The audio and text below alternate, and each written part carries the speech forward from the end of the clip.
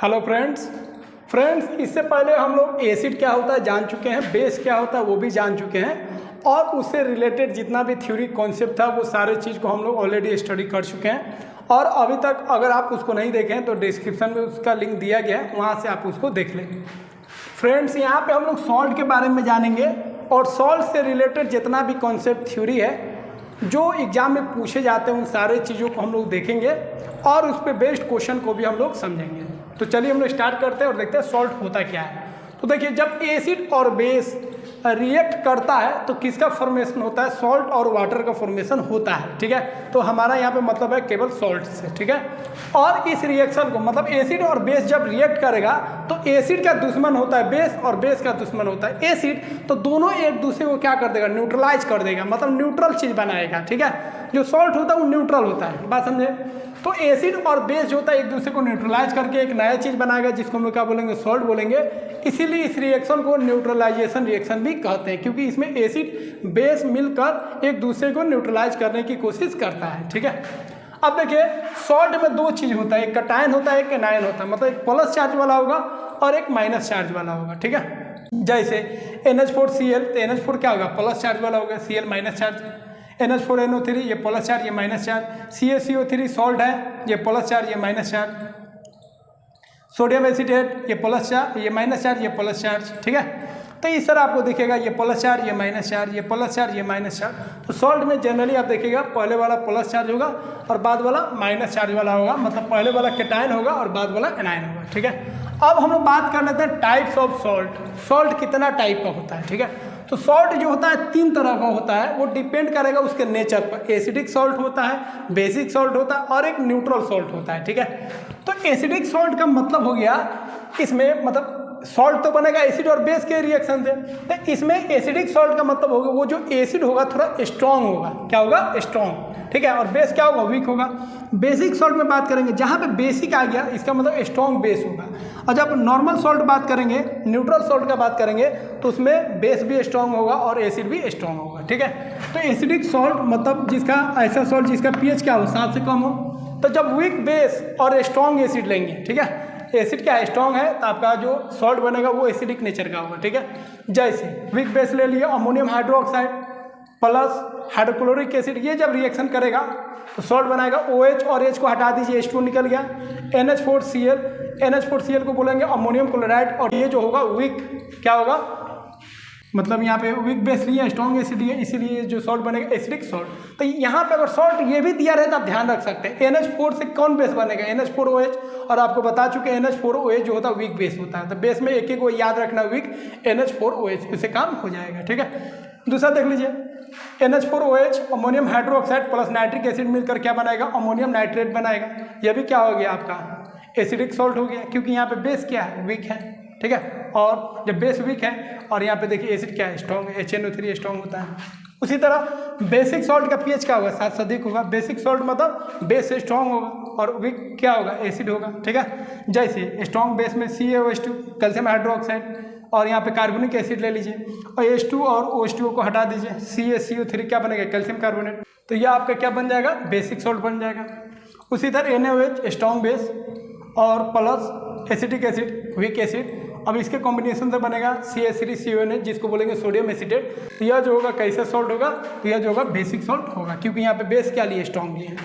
अगला है normal salt. Normal salt मतलब जिसका pH 7 हो, ठीक है, न्यूट्रल सॉल्ट बनेगा।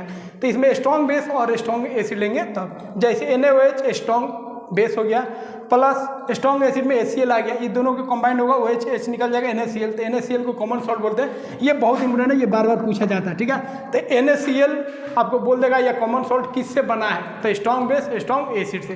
कौन स्ट्रॉन्ग बेस है, तो NaOH सोडियम हाइड्रोक्साइड जिसको कॉस्टिक सोडा भी बोलते हैं, और एसिड कौन है, HCl जिसको हम लोग स्ट्रॉन्ग एसिड बोलेंगे। ठीक है, उसी तरह कैल्शियम हाइड्रोक्साइड और सल्फ्यूरिक एसिड मिलकर क्या बनाएगा, कैल्शियम सल्फेट बनाएगा।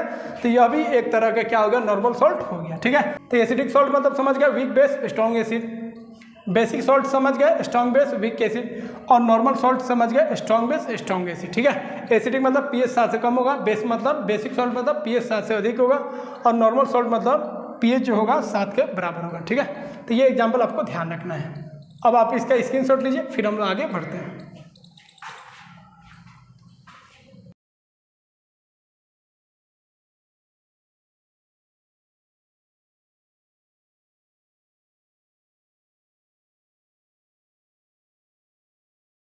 फ्रेंड्स अब हम लोग जानेंगे सॉल्ट का यूज क्या होता है।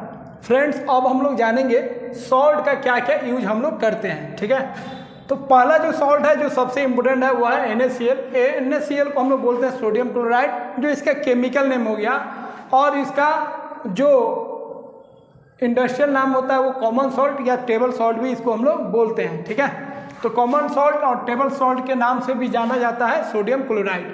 इसका इस्तेमाल हम लोग खाना में करते हैं। दूसरा इस्तेमाल हम लोग इसका अचार में भी करते हैं, अचार में भी इसको हम लोग मिलाते हैं, ठीक है, ताकि अचार खराब ना हो और टेस्टी लगे। उसके बाद ध्यान रखेंगे स्ट्रॉन्ग बेस और स्ट्रॉन्ग एसिड से मिलकर NaCl बनता है। तो NaCl किस बेस से और किस एसिड से बनेगा, तो इसमें बेस होता है NaOH और एसिड होता है HCl, दोनों स्ट्रॉन्ग होता है। स्ट्रॉन्ग बेस और स्ट्रॉन्ग एसिड से मिलकर ये NaCl बनता है। उसके बाद ध्यान रखेंगे सी वाटर में, समुद्री जल में सबसे अधिक जो सॉल्ट पाया जाता है उस सॉल्ट जो होता है यही होता है NaCl, सोडियम क्लोराइड, ठीक है, इसको ध्यान रखना है। अगला है NaHCO3, इसको हम लोग बोलेंगे सोडियम बाइकार्बोनेट, इसको बेकिंग सोडा भी हम लोग बोलते हैं, ठीक है। इसका इस्तेमाल क्या होता है, तो फायर एक्सटिंग्विशर में भी हम लोग बेकिंग सोडा का हम लोग इस्तेमाल करते हैं।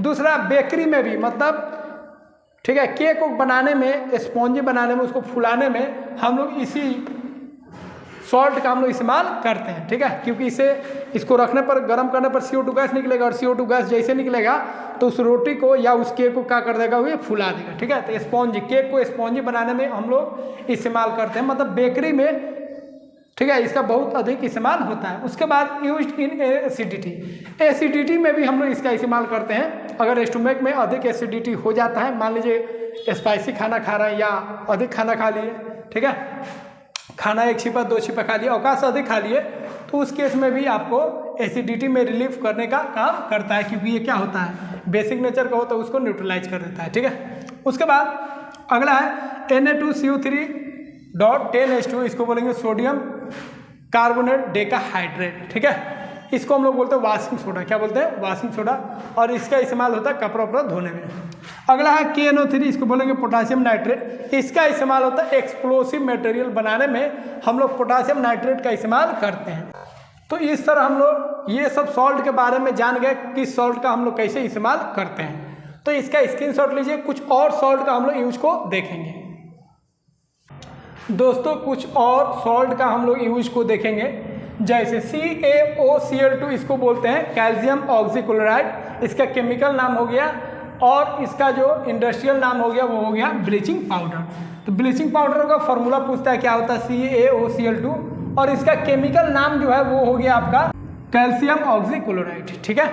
उसके बाद ब्लीचिंग पाउडर क्या होता है, येलो पाउडर होता है, ठीक है, और यह जो होता है ऑक्सीडेंट होता है। उसके बाद जब यह डाइल्यूट एसिड के साथ रिएक्शन करता है तो कौन गैस निकालता है, क्लोरीन गैस निकालता है, ठीक है।